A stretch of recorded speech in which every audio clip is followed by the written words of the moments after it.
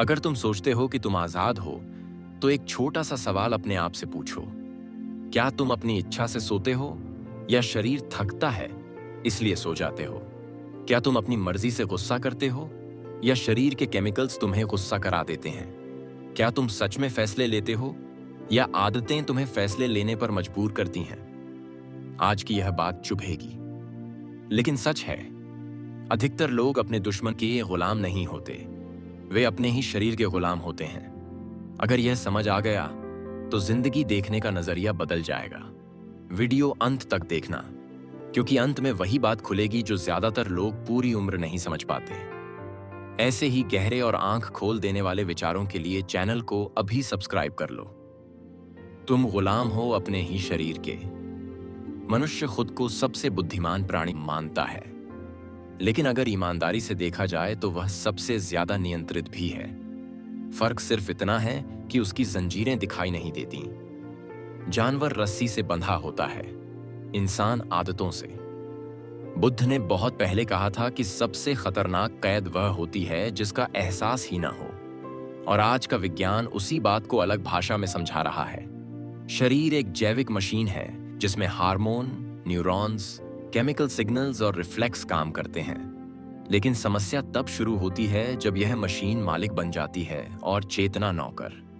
सुबह उठते ही फोन उठ जाना, बिना भूख के खाना, थकान होते हुए भी स्क्रॉल करते रहना, गुस्सा आने पर खुद को रोक न पाना, ये सब शरीर की प्रतिक्रियाएं हैं, लेकिन हम इन्हें मैं समझ लेते हैं। बुद्ध की दृष्टि में यही अज्ञान है, और विज्ञान की भाषा में यही ऑटोमेटिक बिहेवियर। न्यूरोसाइंस बताता है कि हमारे 90% से ज्यादा फैसले अवचेतन स्तर पर हो जाते हैं, यानी दिमाग पहले निर्णय ले लेता है और हमें लगता है कि हमने सोचा। जब कोई इंसान कहता है मुझसे कंट्रोल नहीं हुआ, वह सच बोल रहा होता है, क्योंकि शरीर ने कंट्रोल ले लिया होता है। भूख लगे तो शरीर शुगर मांगेगा, डर लगे तो शरीर भागेगा, खतरा दिखे तो शरीर लड़ने या भागने की तैयारी करेगा। यह सब लाखों साल पुराने सर्वाइवल मैकेनिज्म हैं, लेकिन समस्या यह है कि आज खतरा शेर नहीं है, बल्कि शब्द हैं, विचार हैं, तुलना है, और फिर भी शरीर वही पुराना रिएक्शन देता है। बुद्ध ने इसी को दुख का मूल बताया। स्थिति नई है, लेकिन प्रतिक्रिया पुरानी। आज का इंसान सोचता है कि वह अपने शरीर का उपयोग कर रहा है, जबकि सच्चाई यह है कि शरीर इंसान का उपयोग कर रहा है। विज्ञापन दिखते हैं और शरीर में डोपामिन बढ़ता है, हम खरीद लेते हैं। किसी ने अपमान कर दिया और शरीर में कोर्टिसोल बढ़ता है, हम प्रतिक्रिया कर देते हैं। रात को नींद नहीं आती क्योंकि शरीर स्क्रीन की रोशनी से उत्तेजित है, लेकिन हम कहते हैं मेरे दिमाग में बहुत सोच चल रही है। बुद्ध ने साफ कहा था कि देखने वाला अलग है और जो देखा जा रहा है वह अलग, लेकिन इंसान दोनों को एक मान बैठा है। यही गुलामी है, पहचान की गुलामी।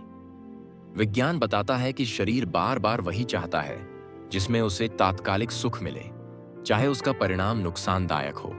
जंक फूड, नशा, ओवर स्टिमुलेशन, ये सब शरीर को पसंद है, लेकिन चेतना को नहीं।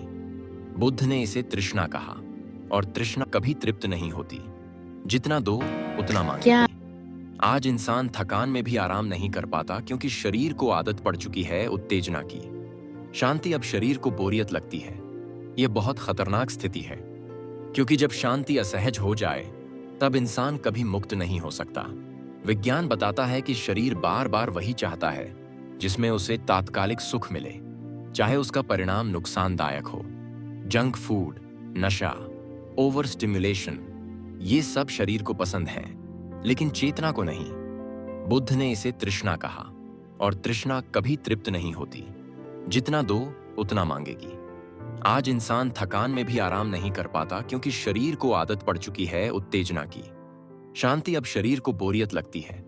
यह बहुत खतरनाक स्थिति है, क्योंकि जब शांति असहज हो जाए तब इंसान कभी मुक्त नहीं हो सकता। गुलामी का सबसे बड़ा संकेत यह है कि इंसान जानता है कि क्या सही है, फिर भी वही करता है जो गलत है। अगर तुम जानते हो कि देर रात फोन देखना नुकसानदायक है और फिर भी करते हो, तो दोष ज्ञान का नहीं, नियंत्रण का है। बुद्ध कहते हैं कि ज्ञान से मुक्ति नहीं मिलती, दृष्टि से मिलती है, यानी देखने से।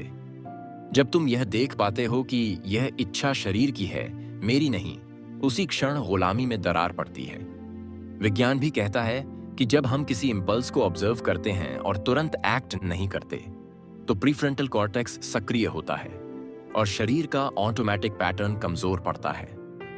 अधिकतर लोग सोचते हैं कि स्वतंत्रता का मतलब है जो मन में आए वो करना, लेकिन बुद्ध की दृष्टि में यही सबसे बड़ी परतंत्रता है। असली आजादी वह है जहां करने की क्षमता भी हो और न करने की भी। अगर तुम चाहो तो गुस्सा कर सकते हो और चाहो तो नहीं भी, लेकिन अगर गुस्सा अपने आप हो जाता है तो तुम आजाद नहीं हो। विज्ञान इसे स्टिमुलस रिस्पॉन्स लूप कहता है, बुद्ध इसे बंधन कहते हैं। फर्क सिर्फ शब्दों का है, सच्चाई एक ही है। शरीर की गुलामी इसलिए भी खतरनाक है क्योंकि यह धीरे धीरे आती है। पहले तुम शरीर की सुनते हो, फिर उसकी आदत डाल लेते हो, फिर उसे ही अपना स्वभाव मान लेते हो। मैं ऐसा ही हूं, दरअसल सबसे बड़ा झूठ है। बुद्ध ने कहा था, कोई भी स्थायी नहीं है, सब बदलता है, लेकिन इंसान अपनी आदतों को अपनी पहचान बना लेता है। विज्ञान भी मानता है कि न्यूरोप्लास्टिसिटी के कारण दिमाग बदल सकता है, लेकिन शर्त यह है कि तुम पुराने पैटर्न को देखो और तोड़ो। आज की दुनिया में सबसे बड़ा संघर्ष बाहर नहीं, भीतर है। बाहर कोई जंजीर नहीं। शरीर कहता है आराम करो, लेकिन आराम भी एक नशा बन सकता है। शरीर कहता है प्रतिक्रिया दो, लेकिन हर प्रतिक्रिया एक नई उलझन पैदा करती है। बुद्ध ने इसी को मध्य मार्ग कहा। न शरीर को दबाओ, न उसके पीछे भागो, बस देखो। देखने से दूरी बनती है, दूरी से स्पष्टता, और स्पष्टता से मुक्ति की शुरुआत। इसका सार यही है कि जब तक तुम यह नहीं समझते कि शरीर तुम्हारा औजार है, मालिक नहीं, तब तक कोई साधना, कोई ज्ञान, कोई वीडियो तुम्हें मुक्त नहीं कर सकता। गुलामी तब खत्म होती है जब पहचान टूटती है। यही वह बिंदु है जहां विज्ञान और बुद्ध एक ही जगह मिलते हैं, जागरूकता पर। शरीर कैसे डर, सुख और आदतों से तुम्हें चलाता है। पिछले भाग में यह साफ हुआ कि शरीर एक जैविक मशीन है जो आदतों, रसायनों और पुराने सर्वाइवल पैटर्न से चलती है। लेकिन अब सवाल यह है कि यह गुलामी इतनी गहरी कैसे हो जाती है कि इंसान चाहकर भी बाहर नहीं निकल पाता। इसका जवाब डर, सुख और आदत, इन 3 शब्दों में छुपा है। बुद्ध ने कहा था कि मनुष्य जो कुछ भी करता है वह या तो डर से करता है या सुख की लालसा से।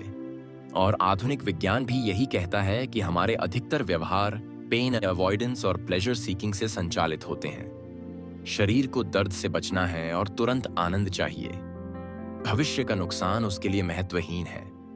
लेकिन समस्या तब होती है जब इंसान खुद को इस शरीर से अलग देखना भूल जाता है। डर शरीर का सबसे पुराना हथियार है।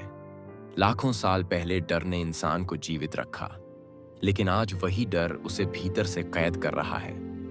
कोई इंसान सच बोलना चाहता है, लेकिन शरीर डर पैदा करता है। लोग क्या कहेंगे, नुकसान हो जाएगा, अकेला पड़ जाऊंगा। यह डर वास्तविक खतरे से नहीं बल्कि कल्पना से पैदा होता है।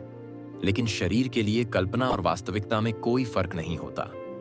न्यूरोसाइंस बताता है कि दिमाग का डर केंद्र वास्तविक खतरे और सोच के खतरे में अंतर नहीं करता, इसलिए शरीर वही प्रतिक्रिया देता है।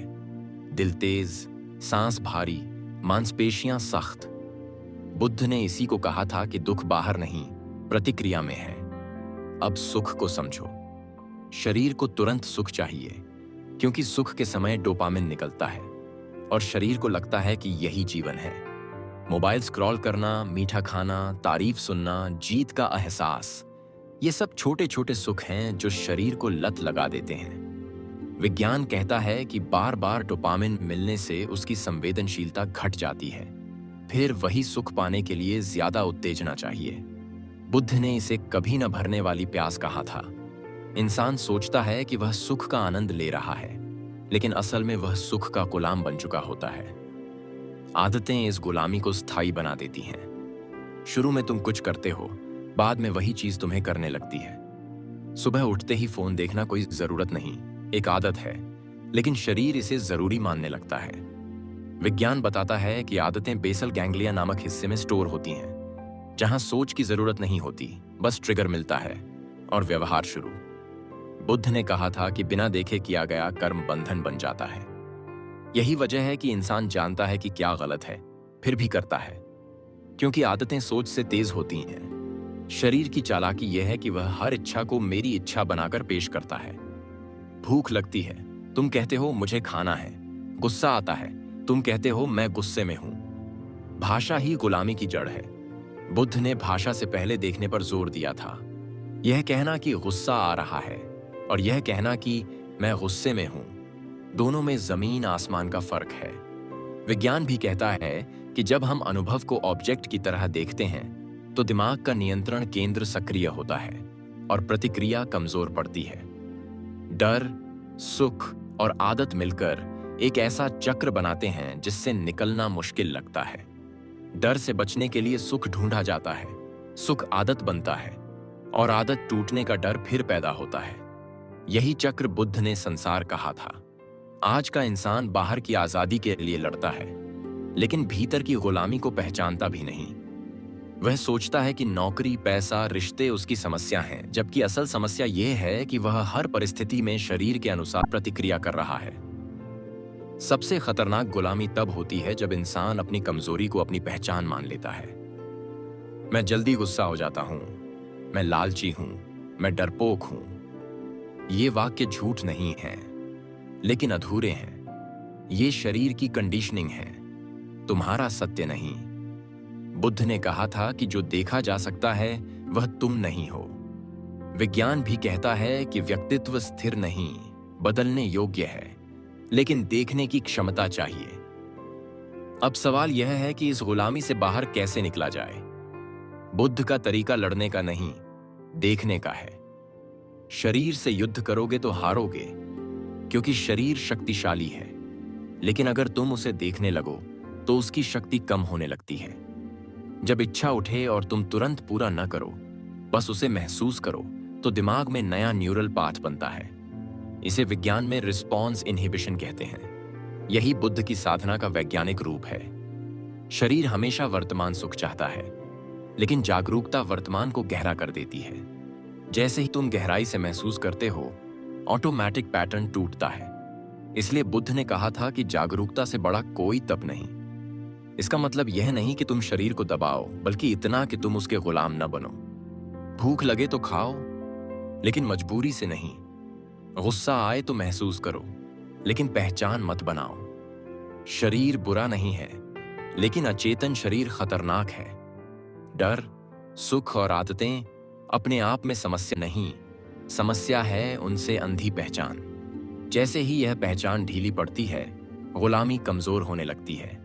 विज्ञान इसे रीवायरिंग कहता है, बुद्ध इसे मुक्ति की दिशा कहते हैं। आधुनिक जीवन में शरीर की गुलामी से बाहर कैसे निकला जाए? अब तक यह स्पष्ट हो चुका है कि शरीर दुश्मन नहीं है, लेकिन अचेतन शरीर सबसे बड़ा शासक बन जाता है। अंतिम और सबसे जरूरी सवाल यही है कि इस समझ को रोजमर्रा के जीवन में कैसे उतारा जाए, क्योंकि सिर्फ समझ लेना मुक्ति नहीं है, जीना ही असली परिवर्तन है। बुद्ध की दृष्टि हमेशा व्यावहारिक रही है और आधुनिक विज्ञान भी यही कहता है कि परिवर्तन विचार से नहीं, अभ्यास से आता है। आज का जीवन तेज है, प्रतिस्पर्धी है, उत्तेजनाओं से भरा है और ऐसे में शरीर हर पल किसी न किसी प्रतिक्रिया के लिए उकसाता रहता है। अगर इस माहौल में जागरूकता नहीं आई तो गुलामी और गहरी होती जाती है। सबसे पहले रिश्तों को देखो। कोई बात कह देता है, शरीर तुरंत प्रतिक्रिया चाहता है। बोल दो, जवाब दे दो, खुद को सही साबित कर दो। लेकिन जैसे ही तुम प्रतिक्रिया देते हो, रिश्ते में जहर घुल जाता है। बुद्ध कहते हैं कि मौन कमजोरी नहीं, समझ का परिणाम होता है। विज्ञान भी कहता है कि जब हम प्रतिक्रिया को कुछ सेकंड रोकते हैं तो भावनात्मक दिमाग से नियंत्रण हटकर सोचने वाले हिस्से में चला जाता है। यह छोटा सा अंतर रिश्तों को बिगड़ने से बचा सकता है। शरीर तत्काल जीत चाहता है, लेकिन जागरूकता दीर्घकालिक शांति देती है। अब काम और तनाव को समझो। आज इंसान काम नहीं करता, काम में डूबा रहता है। शरीर लगातार तनाव हार्मोन में रहता है, जिससे थकान सामान्य लगने लगती है। बुद्ध ने कहा था कि समस्या कर्म नहीं है, समस्या कर्म में खो जाना है।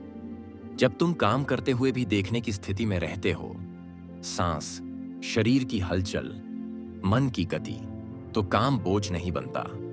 विज्ञान इसे माइंडफुल परफॉर्मेंस कहता है। यही वजह है कि जागरूक व्यक्ति कम थकता है, क्योंकि वह शरीर को जलने नहीं देता।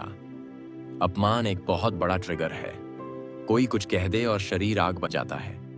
बुद्ध ने कहा था कि अपमान लेने वाला तुम ही होते हो, देने वाला नहीं। आधुनिक साइकोलॉजी भी कहती है कि शब्द तभी चोट करते हैं जब हम उन्हें अपनी पहचान से जोड़ लेते हैं। जैसे ही तुम यह देख लेते हो कि यह प्रतिक्रिया शरीर की है, मेरी पहचान नहीं, अपमान की शक्ति खत्म होने लगती है। शरीर चाहता है बदला, लेकिन बदला सिर्फ शरीर को और जकड़ता है। छोड़ना कमजोरी नहीं, नियंत्रण की निशानी है। अब अकेलेपन को देखो। आज इंसान अकेला इसलिए नहीं है कि लोग नहीं हैं, बल्कि इसलिए है कि वह खुद के साथ रहना नहीं जानता। शरीर को लगातार उत्तेजना चाहिए, आवाज। शांति आते ही बेचैनी शुरू हो जाती है। बुद्ध ने कहा था कि जो अकेले बैठ सकता है वही भीड़ में शांत रह सकता है। विज्ञान कहता है कि जब हम बिना उत्तेजना के बैठना सीखते हैं तो दिमाग की जरूरतें रीसेट होती हैं। यही अभ्यास शरीर की गुलामी को धीरे धीरे कमजोर करता है। नींद भी गुलामी का बड़ा संकेत है। शरीर थका होता है, लेकिन आदतें उसे आराम नहीं करने देती। देर रात स्क्रीन देखना, बेवजह सोचते रहना, ये सब शरीर की कंडीशनिंग है। बुद्ध ने अनुशासन पर जोर दिया था, दमन पर नहीं। एक तय समय पर सोना, खाना, ये साधारण बातें लगती हैं, लेकिन विज्ञान मानता है कि रूटीन शरीर को स्थिर करता है और जागरूकता को मजबूत। जब शरीर संतुलित होता है तो वह कम मांग करता है। सबसे जरूरी अभ्यास है देखना। कोई इच्छा उठे, उसे पूरा करने से पहले देखो। कोई डर आए, उससे भागने से पहले देखो। कोई सुख मिले, उसमें डूबने से पहले देखो। यह देखना कोई अलग क्रिया नहीं, बल्कि प्रतिक्रिया के बीच की जगह है। बुद्ध ने कहा था कि इसी जगह में मुक्ति की शुरुआत होती है। विज्ञान कहता है कि यही जगह न्यूरल रीवायरिंग की होती है। धीरे धीरे शरीर सीखता है कि हर इच्छा पूरी नहीं होती, हर डर सच नहीं होता।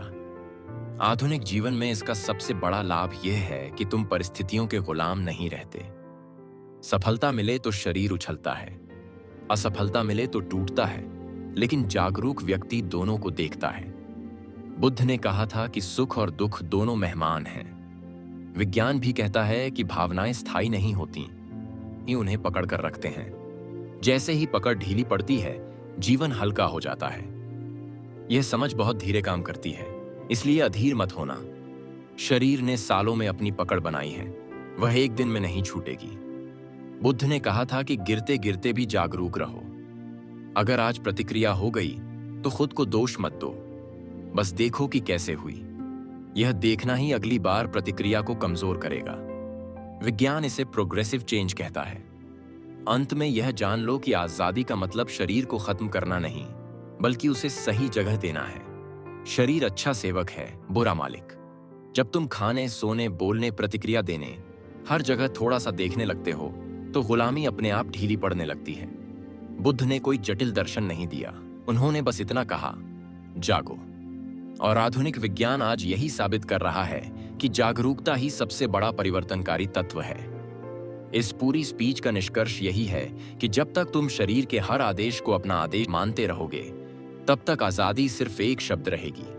लेकिन जिस दिन तुम यह देखने लगोगे कि शरीर क्या कर रहा है, उसी दिन से तुम गुलाम नहीं, साक्षी बनने लगते हो। और साक्षी बनते ही जीवन में हल्कापन, स्पष्टता और शांति अपने आप उतरने लगती है।